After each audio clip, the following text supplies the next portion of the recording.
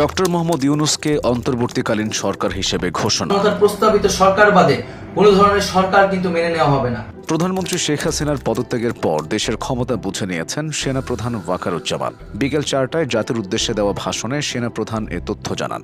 এ সময় তিনি অন্তর্বর্তীকালীন সরকার গঠনের ঘোষণা দেন। নোবেলজয়ী অধ্যাপক ডক্টর মোহাম্মদ ইউনূসকে প্রধান উপদেষ্টা করে অন্তর্বর্তীকালীন সরকার গঠনের রূপরেখা দিয়েছে বৈষম্য বিরোধী ছাত্র আন্দোলন। মঙ্গলবার ভোর 4টার দিকে সমন্বয়ক আসিফ মাহমুদের ফেসবুকে দেওয়া এক ভিডিও বার্তায় এই ঘোষণা দেন আন্দোলনের সমন্বয়করা। ভিডিও বার্তায় সমন্বয়ক নাহিদ ইসলাম বলেন, অন্তর্বর্তীকালীন সরকার গঠনের রূপরেখা দিতে আমরা 24 ঘন্টার সময় নিয়েছিলাম, কিন্তু জরুরি পরিস্থিতি বিবেচনায় এখনই রূপরেখা ঘোষণা করছে। আমরা সিদ্ধান্ত নিয়েছি ডক্টর মোহাম্মদ ইউনূসকে প্রধান উপদেষ্টা হিসেবে ছাত্র নাগরিক অভ্যুত্থানের অন্তর্বর্তীকালীন সরকার গঠন করা হবে। তার সঙ্গে আমাদের কথা হয়েছে, তিনি দায়িত্ব নিতে সম্মত হয়েছেন। এই সমন্বয়ক আরও বলেন, তারা সকালের মধ্যে সরকার গঠনের প্রক্রিয়া দেখতে চায়। রাষ্ট্রপতির কাছে অনুরোধ করে বলেন, ডক্টর মোহাম্মদ ইউনূসকে প্রধান উপদেষ্টা করে অন্তর্বর্তীকালীন সরকার গঠন করা হোক।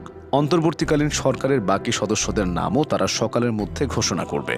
এর আগে সারা দেশে সহিংসতা এবং লুটপাট রোধে ওয়ার্ড ভিত্তিক সাম্প্রদায়িক সম্প্রীতি ও রাষ্ট্রীয় সম্পদ রক্ষা কমিটি গঠনের আহ্বান জানান বৈষম্য বিরোধী ছাত্র আন্দোলনের সমন্বয়ক আসিফ মাহমুদ।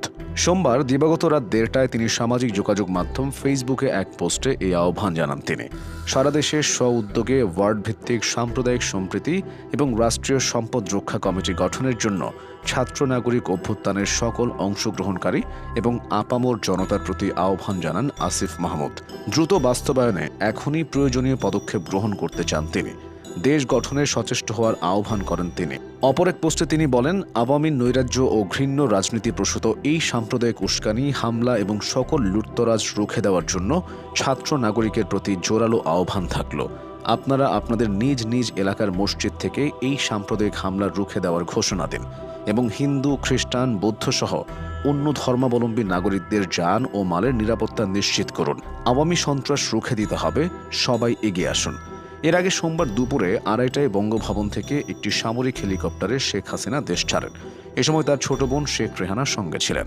বার্তা সংস্থা এএফপির প্রতিবেদনে বলা হয়, শেখ হাসিনা এবং তার ছোট বোন শেখ রেহানা নিরাপদ স্থানে চলে গেছেন। শেখ হাসিনা যাওয়ার আগে একটি ভাষণ রেকর্ড করে যেতে চেয়েছিলেন, তবে তিনি সে সুযোগ পাননি। দুপুরে শেখ হাসিনা দেশ ছেড়ে যাওয়ার ঘণ্টাখানেকের মধ্যেই প্রধানমন্ত্রীর সরকারি বাসভবন গণভবনে প্রবেশ করে হাজারো ছাত্র জনতা।